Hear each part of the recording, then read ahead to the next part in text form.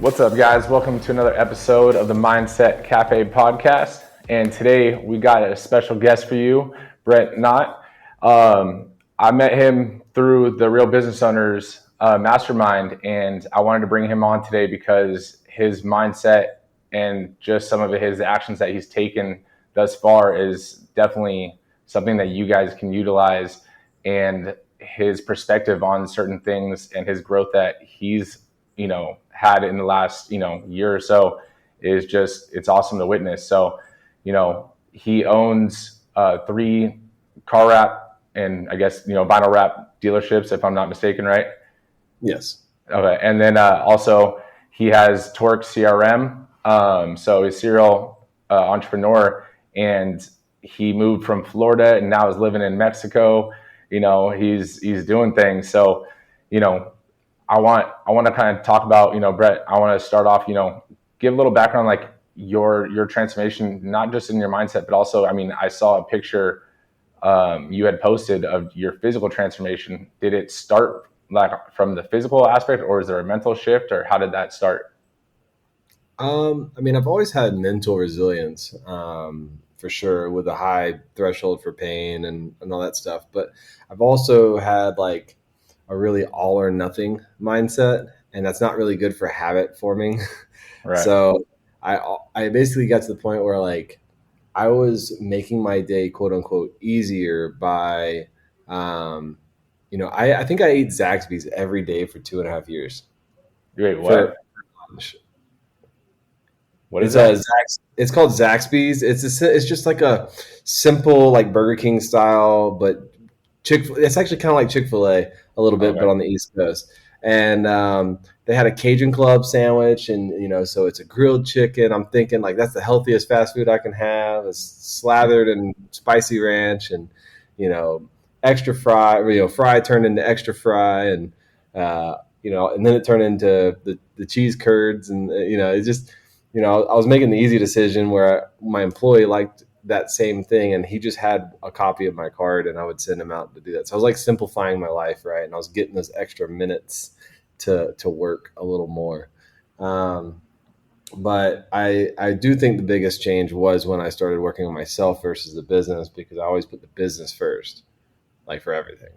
And moving myself out of the business and doing the workouts, or 75 hard is what I started with, and then just started doing it. I was like, cool, I removed all my extra time that I usually spent. I made all these excuses like, oh, I'm studying business at night from 6 o'clock till midnight, listening to podcasts instead of music. Like, I would do that. I would literally work and educate myself at the same time, because I was going to do 2 things at the same time, and that was going to be better and more effective. So I did that for like years. And I started just hanging around other people that did things entirely different. They seemed to have a lot more free time. They seemed to have a lot more time to themselves. And so I started doing stuff physically, which took me out of the business, which then greatly modified things. It was weird. It was no longer are you a fat slob that has this big, I'm a visionary, not an integrator. So I'm trying to cast a vision, and like, are you really going to believe somebody that's like not even taking care of themselves? Started kind of seeing some synchronicities with that. The team was starting to, me being a big guy running all the time, specifically was the method that we chose, because I don't like doing running. And if I can do something I hate every day, then I can sit down and look at a P&L ledger, or sitting down and have a hard conversation with somebody. Like, it's a lot easier to train your mind. But long story short, yeah, the physical thing definitely changed my outlook on everything. But most importantly, I think it made my word mean more, because like, I stayed consistent with it for a long time, and I started saying like, I'm going to go run 20 miles this Saturday. And then they would see on Facebook, I ran 25. Like, Right. like, it's just like, this dude's a nut. So he's doing what he's saying. So when I say I want 3 shops, or I want you to have your own location and stuff, like, it has a lot more weight to it, I feel. So we do like an internal franchising system, if you will, that we're working towards. It doesn't exist yet, but that's essentially what we're trying to build, to where we promote from within, And, so a new person walking off the street, I literally have a piece of paper saying, this is exactly how you get your own shot. Right. And so I need a lot of integrity in order for somebody to really buy in on that. Because if not, it's like, man, this guy's blowing smoke up my ass and he's going to use me. So that's I definitely feel like the physical is what elevated things the most. No, definitely. And honestly, you said something that's like super keen there is that your word, has so much weight and your word has value, right? And we start to focus on being a trustworthy person and, making sure that our word holds weight with others. But sometimes we feel, or we tend to let that slip when we're talking to ourselves. We'll tell ourselves, like you said, I'm going to run 20 miles this weekend. And then all of a sudden the weekend hits and you start to tell yourselves excuses. So I think it's awesome that you started to have that perspective switch, that you not only have to do what you say when you tell someone else that you're going to do it, so you can show them that you have integrity, but you also have that integrity within yourself as well. Yeah. No, I definitely think that I said that the other day. That I can't remember who said it, but basically is the number one person you spend time with is yourself. So Yep. don't lose that person's trust. And I was like, damn, that's actually pretty solid. So yes, I do agree that your word with yourself is actually the most important. No, definitely. I 100% agree. And you said something that I want you to kind of elaborate on. You said that, telling yourself you're going to go do something sucky, such as running, because you don't like to do it, right? I mean, I don't like running either. And I know you did that crazy 50K or the 50-mile run, right? Yeah, You I know, did 50 and I'm training for 100. yeah, that's nuts. But since you don't like running and you force yourself to do it, right? You said that now sitting down and looking at P&Ls or having a hard conversation is easier. Can you elaborate into that? Yeah, I mean, literally every morning I wake up, I'm like, I do not want to run today. And running specifically has helped me learn a little bit of like, I'm very bad at agendas, very bad at calendars. I'm trying to be careful of how I say that because I don't want to create an identity around it. But like, and I'm loose with words. But these are things that I'm not naturally good at, that I have not acquired a skill for just yet. And so I'm working towards those things, but it takes a great deal of effort. I'm much better at reacting. But there's there's a ceiling to that. Like you can only react so far. Yeah. And I've definitely met that ceiling. And doing things like running every single day, and literally the first 5 minutes, like, God, this is horrible. I don't want to do this. I don't want to do this. I don't want to do this. All the way up until running 50 miles, and I was injured that day. Like I literally, but when you run that many days of hating something for something that you're going to hate, you're also like, I'm not going to not do it because I've hated it this whole time just to hate this 50-mile run. Like, I'm going to go do this. And I had a ITBS. So like literally in my knee, it felt like a knife was in my knee because my IT band was inflamed. And so in that, the lesson I got out of very, very vividly was running the play, and 50 miles is boring. Like it was 12 hours. That's ridiculous. Like, and I'm alone. I'm the last place. I've got nobody to talk to until mile 26 is when I met with Wes. Because I did it all self, like sustained, minus the events checkpoints. Like I didn't have a lot of people to support me. So I talked to nobody for 26 miles. They literally questioned me, like, "Are you okay?" Like, because I was talking to nobody at the aid stations. I just stared at the ground when the guy would ride by the bike, and like I'm like the last guy. I was like the Terminator. I didn't try not to give pain a voice. And but I looked back on the data of the 50-mile run, and I told myself the minute that my knee flared, like I had walked 2 months prior to that, so I was trying to sustain my conditioning, and I decided to walk run the entire thing, and I would walk a quarter mile, run 3/4, and the goal was just to get to the next walk. And I kept doing that. Just get like, it's going to hurt for 3/4 of a mile, and then just get to the quarter mile walk. And you're going to feel good. do it. And then I only had to do that 50 times, you know? So that's what I told myself at least. And so I did it like to the T. Like if you look at the charts, it's literally perfect. Like it's literally blue, green with perfect spacing. Um, and I learned to just run the play on things. Like I couldn't control my knee. I couldn't control how I felt. I couldn't control anything else. I could just only get to the next quarter mile. And I think business is a lot like that too. Like I can't control, there's a lot of things you can control proactively, but at the end of the day, you also can't control economy. You can't control whatever. Like you can't control somebody leaving you. You can't control somebody that has to move because of family member or something like that. Like, but if you just keep doing the boring, mundane thing, which is business, it'll work out. And so now I'm trying to learn, like apply that lesson into my life now where I removed all the things I shouldn't be doing. How can I do the boring, mundane things every single day that I actually like and have that actually push whatever the needle is forward for me? And so that's what I'm currently like in the process of defining. No, But that's dope. yes. And so even like when you were saying like when you're doing your run, because I mean I do this with with just workload stuff too, and I know you probably do it as well.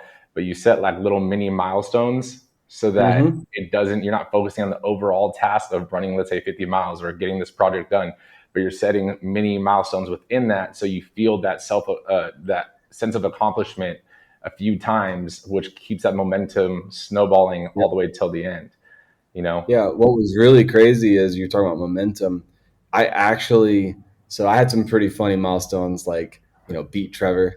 Like I had all, like I being a natural visionary that I am. Like at first, I was like, I wanted to run the 50 miles in St. George just to piss Trevor off because I beat him in his own town.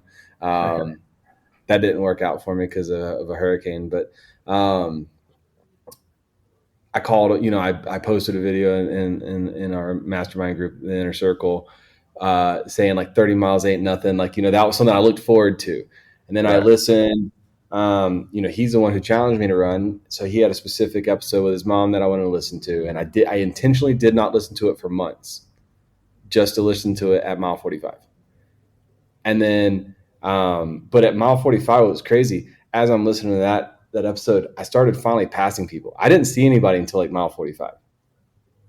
That's So I'm crazy. by myself this entire time. And except for Wes at mile 26, and he joined me. And I started passing people. And then I looked down and I actually called him because I was running a 10 and a half minute pace at mile 45. Damn. Yeah. With a bum knee. Damn. I sustained that for like 3 miles, and then I was spent. Like I was done for the last two. I had to almost completely walk because I was literally out of energy. But I had this crazy high at like mile 45 where it was like I hadn't ran at all after 11 hours of running. So, but yes, mini milestones are huge. Those are those little mini goals that help see light at the end of the tunnel, essentially. And that is definitely a big thing. Like, just get to the next minute, even like little Right. small, you have to gamify it almost in your head. No, definitely. And honestly, like that, I think I posted a picture yesterday of like two graphs of like one motivation and one is, discipline or consistency.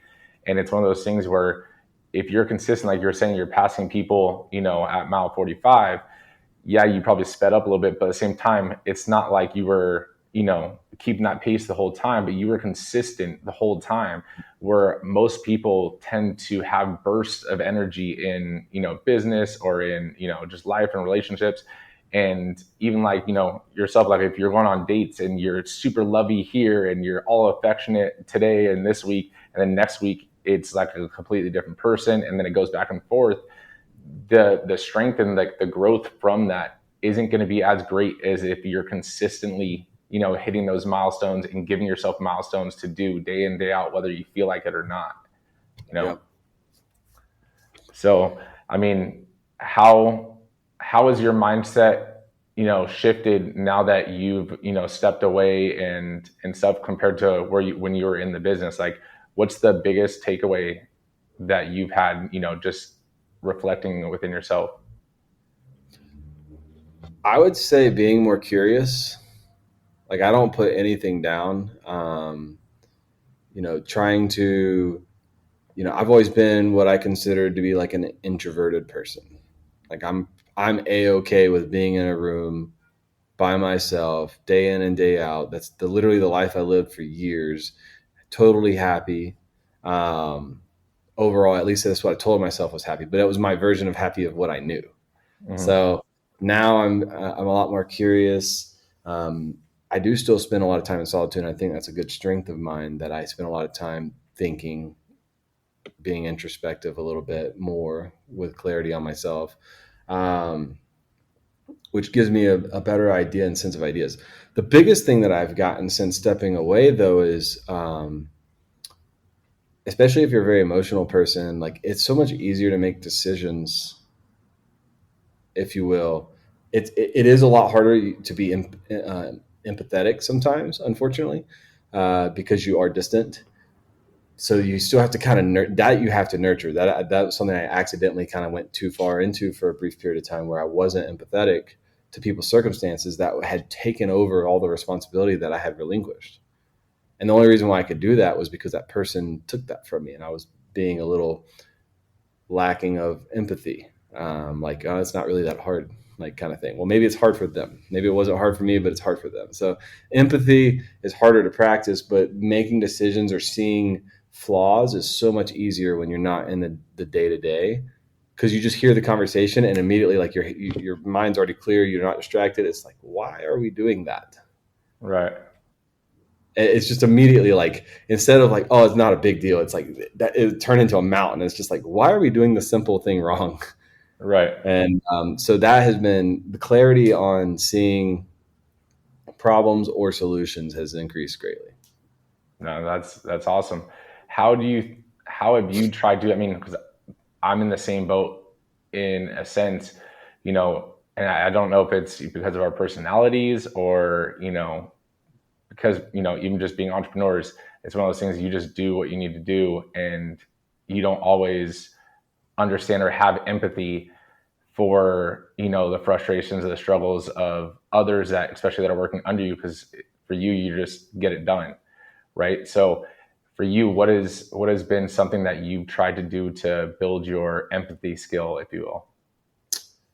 That one's hard because Yeah. unfortunately, me, even when I am like empathetic, I'm very flat. Like I've had to learn how to be jovial and have more of a face. Like I have horrible RVO at all times, and people are like, I'm the kind of person where growing up, we'd be at the theme park and parents would be like, dude, smile. I'm like, dude, I'm having a blast. Like, leave me alone. Like, you know what I mean? Like, don't tell me I'm not happy. And like, so, like that's how I grew up, and I've had to learn and have a certain battery for that. And, so I try to have conversations during like while my battery's high, so that I can kind of put on the face. Like it's not that I'm being fake. It's just I can actually create a little bit more energy behind how I talk to people and stuff. That's helped a lot.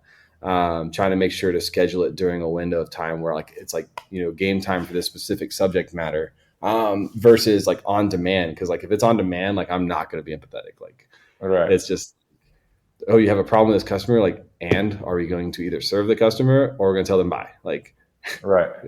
quit complaining.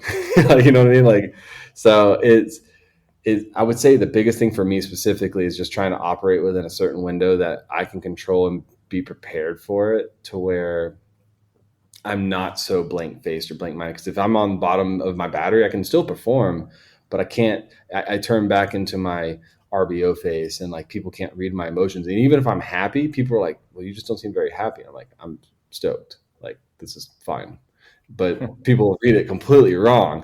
And so, I definitely try to have those calls on a structured time. That's helped me the most because I'm very empathetic. I have a huge bleeding heart for people, but at the same time, it's hard for me to sometimes to show it because my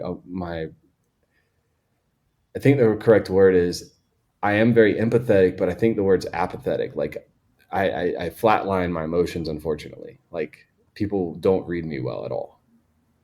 No, I get that. I think for me, it's one of those things where I had to realize that whether it's through, for partnerships or for, the staff and the team, it's one of those things where for me, it's just common sense to do it, or you're not done until you're done, right? It's not, clock in, clock out kind of deal as a business owner. But Mm-hmm. even just in life, certain things that I would view as just do it, or, why are you complaining about it kind of thing.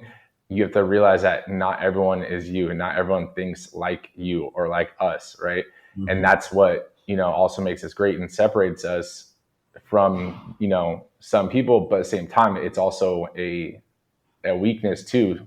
And it's one of those things where I've had to have that personal mindset shift in perspective of, okay, like, how are they feeling? Or instead of just, telling them, like how you said, so are we doing A or B? Like, I don't understand what you don't understand, right? Mm-hmm. So, and having to actually think, okay, so why are they asking me? Is what I think common sense maybe not common sense, and really dig into that. And believe me, it's something, it's not easy.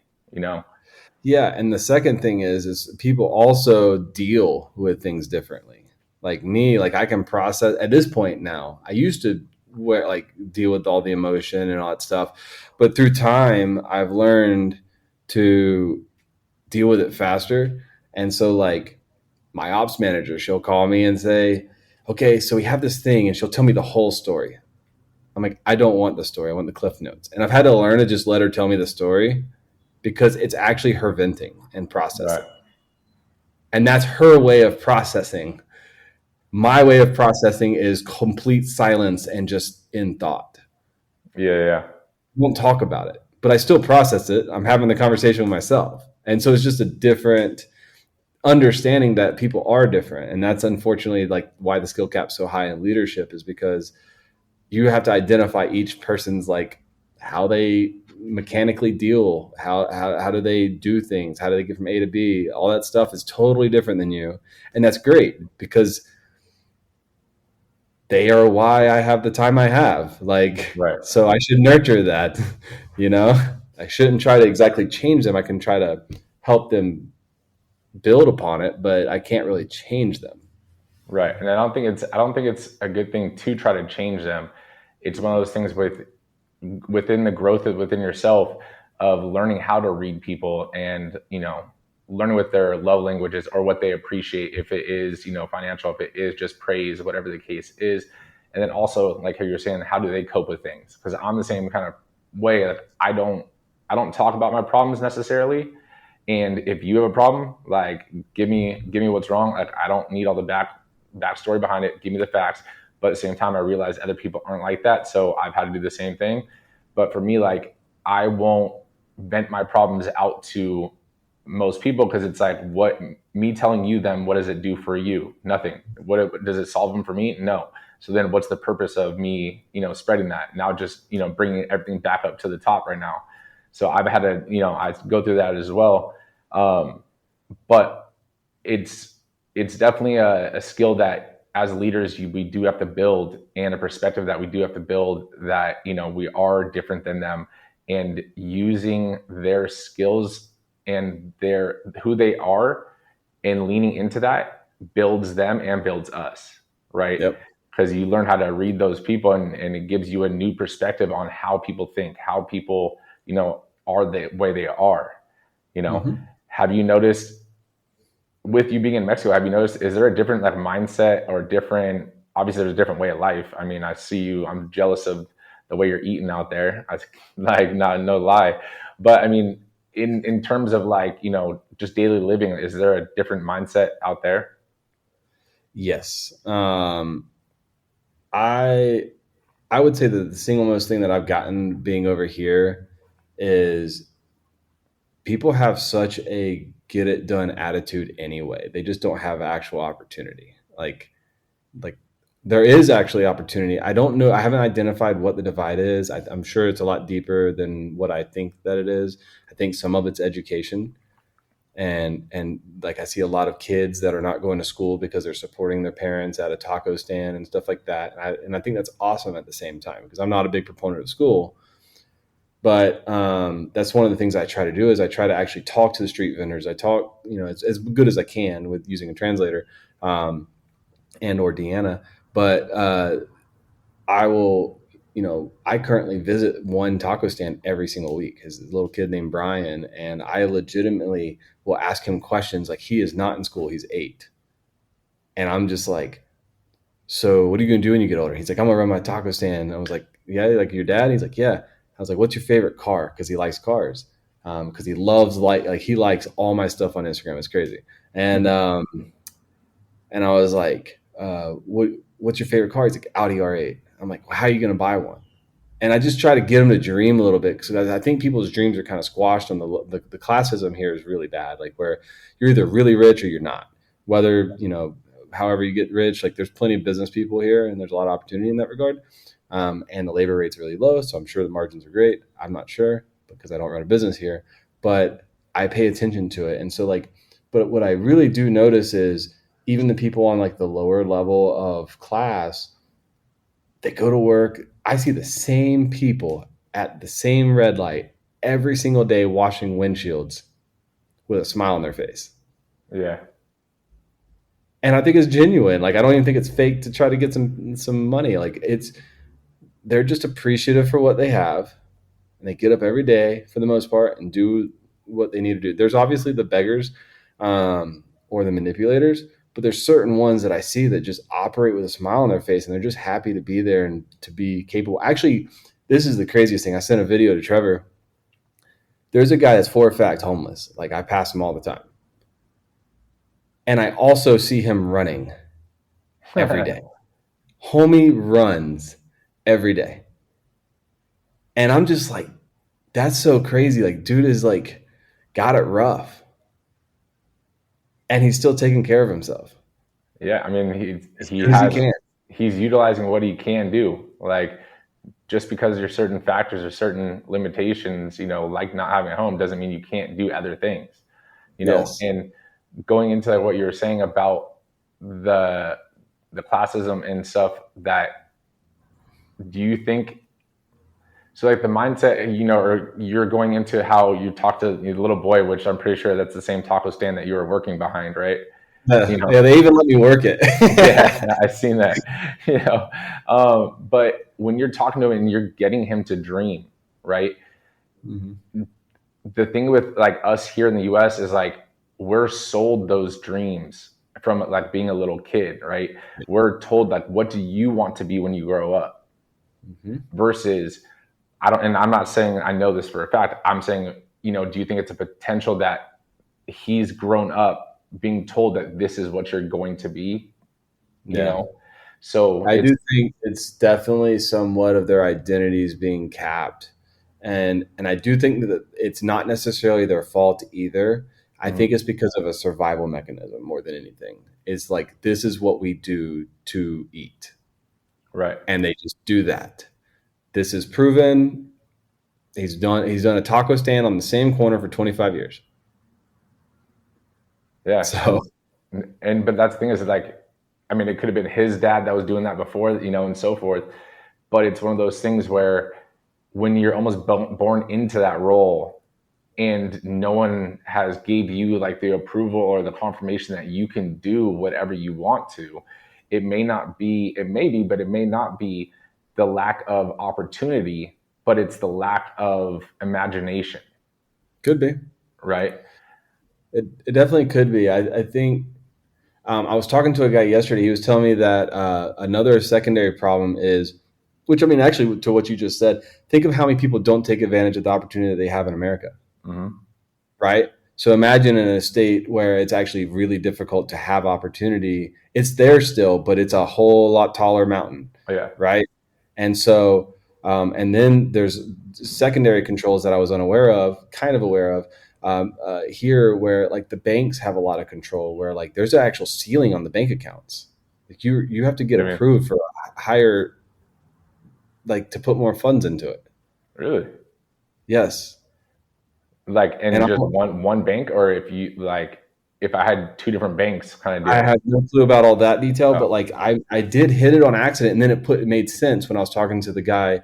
So I'm an expelled distributor, and I was at the distribution center yesterday to pick up some film because I'm going to go to Cabo this weekend to hang some window tint, and for a free Cabo trip. So, um, but the the banks control how much you're like. They really watch your money like big time. Like, I mean, we think the U.S. really watches things, but like the banks in Mexico really watch your money. And I hit this whenever I was transferring some funds um, to my girlfriend down here to pay the deposit on the house because I could, like, it was cheaper for me to pay it this way as a salary, like a VA or something like that. Well, I paid like $2,000. It exceeded her ceiling. It wouldn't let me send the money. wow. Yep. So, when I was in Cabo a couple years ago, at my cousin's bachelor party, we were told that, if you buy a house in Mexico, it's not like buying a house in the US, right? Like you don't technically own it. You're leasing it for 99 years or something like that, right? Yeah. That's Yeah, there's a crazy. lot of different laws, and you can own the house on the dirt, and somebody could take the dirt right from you, and all kinds of like shady stuff that like if you're not careful, like you can greatly be taken advantage of. Damn, that's crazy. That's Hmm. crazy though, to think about like how much control the banks have in you. And even going into like the school system and everything like that, you don't really know what is being taught at every level. Even in the US, right? But it's one of those things where I think it's amazing. And honestly, I didn't know that about your conversations with like, the little boy and stuff like in depth. And it's awesome to hear that because you don't know what your conversations today and this year are going to have on that kid's life in 20 years. you know 100%. you might be that one person where he is now in the upper class in Mexico, or has moved, and he's saying, yeah, there was this one white dude back in the day. He was the only white dude in our town, and he used to Yeah. tell me I could be whatever I want. So Yeah. honestly, that's amazing, and most people wouldn't go out of their way. So obviously you had enough mindset shift and perspective change within yourself to notice that, and start to do the little things, directly and indirectly like that with someone else. So that's awesome. Yeah, I just put money first for too long. Like, I mean, I made a fair amount of money, especially as a technician or a labor guy, whatever you want to call it, like being the skilled employee. I made a lot of money. And, of course, there's a ceiling to that. And so, in year four of my home, I was able to pay it off, like, cash. I was during COVID, all that stuff. Like, so that was cool. But like, I've just decided to like I'm still working on money's important, but it's not my number one right now. I'm trying to go after like life experiences and impact a little bit more, and then how can I leverage that into where it's a very positive money making system to where I'm not running people over and stuff like that, to where um, it just all falls in line. And I don't really care about being a monster company. Obviously, I want to be incredibly successful and stable. But at the same time, I want to dial it back and actually see like how like coming here actually has made me more grateful for what I do have and like how I can do things and how I can operate and all that stuff. So, that is why I talk to the people, because it gives me a good perspective. So many people cry and complain about their, $40,000 job or whatever. And like, I'm just like, there's lawyers here that make 12,000 a year starting, Yeah, and they're stoked. it's crazy to think So, about. I mean, it's just a perspective flip, and so I've just decided that I kind of want to just travel around, and I want to do that in a lot of different cultures. Like, it doesn't have, Mexico was just easy for me to fly back and forth to Florida, Right. so it was the easiest access. The airport here is awesome, and so I'm able to get if tomorrow there's a major emergency in my shop, I could be there. Yeah, So no more driving across. no, I will do that once and never again, and I only did that for my dogs. That shit is nuts. I can't believe you did that. Me neither. So, before we wrap this up, I like to ask people, basically two questions. One question is, what's the best advice, or whether it's directly or something that you heard, what's the best advice that you've gotten that has led you, to where you are, or made you become who you're become? It's actually the very first question that got asked to me too in business by my mentor. And I thought for sure he was going to ream me whenever I came back on the 30-day tester that I did with my business to see if I wanted to actually do this or if my business was at the point that could sustain. And basically he sat me down and he's like, "What the hell are you doing?" And I just looked at him and I said, "You remember the first time you talked to me and you said, what do you want in life? What does it look like? And how are you going to get there?" And I was like, I think I finally started answering that question, and I haven't solved the riddle, but I'm actually working towards it. And he told me that following like this, he's worth a lot. I don't know what he's worth, but he doesn't brag. He doesn't boast. But he told me in order to get to the point that he was at, he had to sacrifice a lot. And he told me very specifically, he regretted nothing. So all the time away from his family, all that stuff. And he didn't say it in like a selfish way. He just said like, that made me happy. Right. That was good for me. But my lifestyle, I'm mentoring you. Don't see my life and think that that's for you. Right. And so that, like, what do you want? What does it look like? And how are you going to get there? Right. How are you really going to be happy? And what does that take? That was probably the best piece of advice I've ever gotten. And it took me 10 years to like literally think about it, process it. Like if you really sit down and ask yourself that question, it's a hard question to answer. Honestly, sometimes the simple ones are. Yeah. And so I told him that in that meeting. And when he asked me, what the hell am I doing? And he legitimately was just like, awesome. I'm proud of you. I was like, I thought I was going to get chewed out because he's quick to do that, Most people would tell you you're throwing 10 years of business away. I basically just walked away from a business where I'm letting the employees operate it in a way. And it may fail, it may succeed. I don't know. It depends on my leadership ability and their ability to receive and perform. Yeah, but I mean, that's why it's not like you're 100% stepping away either, right? So it's one of those. Pretty close. I mean, I do pay attention. But the amount of effort that I'm actually putting into it is very little because the second piece of advice he gave me was that I couldn't do both. I couldn't do torque and that. I don't have the capacity yet to run both. And if I do that, I'm going to have to pass both. And so I decided to fully commit to one. No, and if you can't step away from your business at some point and let it run itself, then you still have a job, right? Yeah. So now the second question is, what's the worst advice or worst topic someone's basically gave to you on the flip side of that? And, what are your thoughts on it now?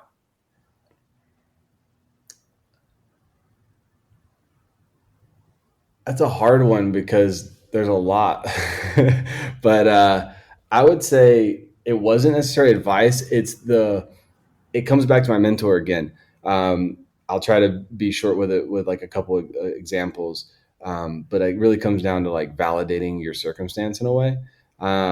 Where one time on Facebook, my mom told me, "I'm so proud of you. You're such a good businessman." Well, he saw that and he didn't say anything until we had a meeting one day. And he looked at me and said, "Son, you're a lot of things, but you're not a good businessman yet." And he goes, "Because you're not a business owner. You're just a worker bee still. Like you're still learning how to be a businessman. It's not that you won't be, but And so with that's the example. But I think the worst advice was listening to all the other blue collar, groups in my community. They all praised me for being like, I was literally known as like the guy who was at work at 10 o'clock at night. And so I built this culture of pride where like, even when I wasn't working at night, I would post at night like I was. You know what I mean? Your identity. It really did. And so, which was also my downfall.